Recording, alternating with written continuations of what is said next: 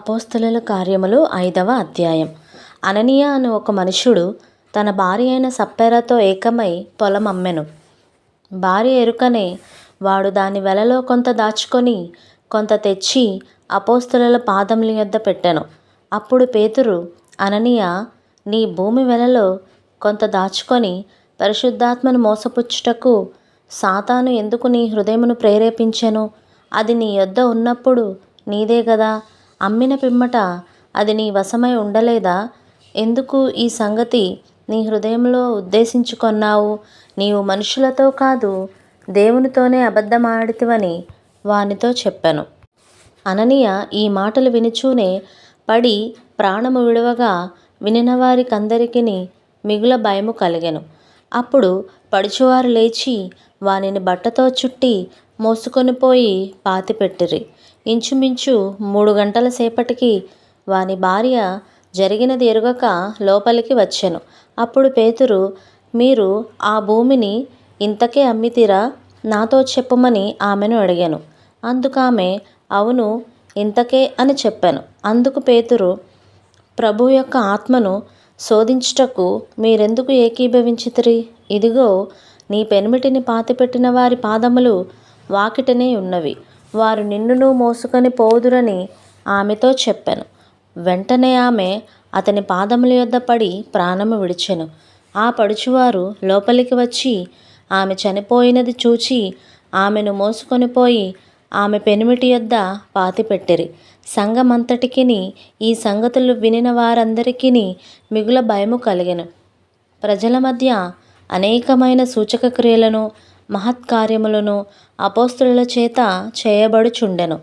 మరియు వారందరూ ఏకమనస్కులై సొలొమోను మంటపములో ఉండిరి. కడమ వారిలో ఎవడును వారితో కలుసుకొనుటకు తెగింపలేదు. ప్రజలు వారిని ఘనపరచుచుండిరి. పురుషులను స్త్రీలను అనేకులు మరి ఎక్కువగా విశ్వాసులై ప్రభువు పక్షమున చేర్చబడిరి. అందుచేత పేతురు వచ్చుచుండగా జనులు రోగులను వీధులలోనికి తెచ్చి వారిలో ఎవని మీదనైనను అతని నీడైనను పడవలనని మంచముల మీదను పరుపుల మీదను వారిని ఉంచిరి. మరియు యెరూషలేము చుట్టూ నుండు పట్టణముల జనులు రోగులను అపవిత్రాత్మ చేత పీడింపబడే వారిని మోసుకొని కూడి వచ్చిరి.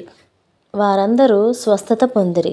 ప్రధాన యాజకుడును అతనితో కూడా ఉన్న వారందరును, అనగా సద్దూకయుల తెగవారు లేచి మత్సరముతో నిండుకొని అపోస్తలులను బలాత్కారముగా పట్టుకొని పట్టణపు చెరసాలలో ఉంచిరి. అయితే ప్రభువు దూత రాత్రివేళ ఆ చెరసాల తలుపులు తీసి వారిని వెలుపలికి తీసుకువచ్చి, మీరు వెళ్ళి దేవాలయంలో నిలవబడి ఈ జీవమును గూర్చిన మాటలన్నీయు ప్రజలతో చెప్పుడని వారితో అనెను. వారా మాట విని తెల్లవారగానే దేవాలయంలోకి వెళ్ళి బోధించుచుండిరి.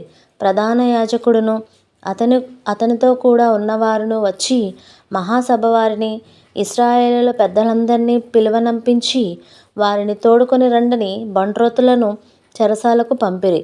బంట్రోతులు అక్కడికి వెళ్ళినప్పుడు వారు చెరసాలలో కనబడనందున తిరిగి వచ్చి చెరసాల బహుభద్రముగా మూసియుండుటయు కావలివారు తలుపుల ముందర నిలిచిండుటయు చూచితిమి గాని తలుపులు తీసినప్పుడు లోపల మాకొక్కడైనను కనబడలేదని వారికి తెలిపిరి.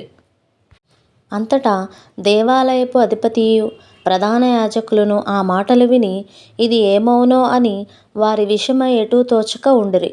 అప్పుడు ఒకడు వచ్చి, ఇదిగో, మీరు చెరసాలలో వేయించిన మనుష్యులు దేవాలయంలో నిలిచి ప్రజలకు బోధించుచున్నారని వారికి తెలుపగా అధిపతి బంట్రోతులతో కూడా పోయి ప్రజలు రాళ్లతో కొట్టుదురేమో అని భయపడి బలాత్కారము చేయకయే వారిని తీసుకుని వచ్చెను. వారిని తీసుకుని వచ్చి సభలో నిలబెట్టగా ప్రధాన యాజకుడు వారిని చూచి, మీరు ఈ నామమును బట్టి బోధింపకూడదని మేము మీకు ఖండితముగా ఆజ్ఞాపింపలేదా? ఇదిగో, మీరు యెరూషలేమును మీ బోధతో నింపి ఈ మనుష్యుని హత్య మా మీదికి తేవలనని ఉద్దేశించుచున్నారని చెప్పెను. అందుకు పేతురును అపోస్తలులను, మనుష్యులకు కాదు, దేవునికే మేము లోబడవలెను గదా. మీరు మ్రానున వేలాడవేసి సంహరించిన యేసును మన పితరుల దేవుడు లేపెను. ఇశ్రాయేలునకు మారు మనసును పాపక్షమాపణను దయచేయుటకై దేవుడు ఆయనను అధిపతినిగాను రక్షకునిగాను తన దక్షిణ హస్తబలం చేత హెచ్చించి ఉన్నాడు. మేమును దేవుడు తనకు విధేయులైన వారికి అనుగ్రహించిన పరిశుద్ధాత్మయు ఈ సంగతులకు సాక్షులమై ఉన్నామని చెప్పిరి. వారు ఈ మాట విని అత్యాగ్రహము తెచ్చుకొని వీరిని చంపనుద్దేశించగా, సమస్త ప్రజల వలన ఘనత నొందినవాడును ధర్మశాస్త్రోపదేశకుడునైన గమాలియేలను ఒక పరిసయ్యుడు మహాసభలో లేచి ఈ మనుష్యులను కొంతసేపు వెలుపల ఉంచుటని ఆజ్ఞాపించి వారితో ఇట్లనెను. ఇశ్రాయేలులారా, ఈ మనుష్యుల విషయమై మీరేమి చేయబోచున్నారో జాగ్రత్త సుమండి. ఈ దినములకు మునుపు దూత లేచి తానొక గొప్పవాడనని చెప్పుకొనెను. ఇంచుమించు 400 మంది మనుష్యులు వానితో కలుసుకొనిరి. వాడు చంపబడెను. వానికి లోబడని వారందరును చెదరి వ్యర్థులైరి.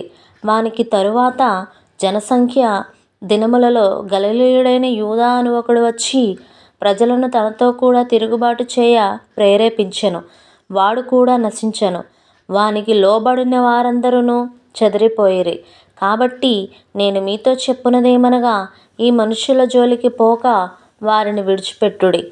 ఈ ఆలోచన అయినను ఈ కార్యమైనను మనుషుల వలన కలిగినదాయన అది వ్యర్థమగును. దేవుని వలన కలిగినదాయన మీరు వారిని వ్యర్థపరచలేరు. మీరొకవేళ దేవునితో పోరాడువారవుదురు సుమి. వారతని మాటకు సమ్మతించి అపోస్తలులను పిలిపించి కొట్టించి యేసు నామమును బట్టి బోధింపకూడదని ఆజ్ఞాపించి వారిని విడుదల చేసిరి. ఆ నామము కొరకు అవమానం పొందుటకు పాత్రులని ఎంచబడినందున వారు సంతోషించుచు మహాసభ ఎదుట నుండి వెళ్ళిపోయి ప్రతిదినము దేవాలయములోను ఇంటింటను మానక బోధించుచు యేసే క్రీస్తుని ప్రకటించుచుండిరి. దేవుడి ఈ పరిశుద్ధ లేఖనం దీవించి ఆశీర్వదించునుగాక. ఆమెన్. ప్రైజ్ లార్డ్ అందరికీ.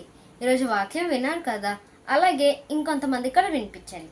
మన యూట్యూబ్ ఛానల్ని లైక్ చేయండి, షేర్ చేయండి, సబ్స్క్రైబ్ చేయండి. Thank you.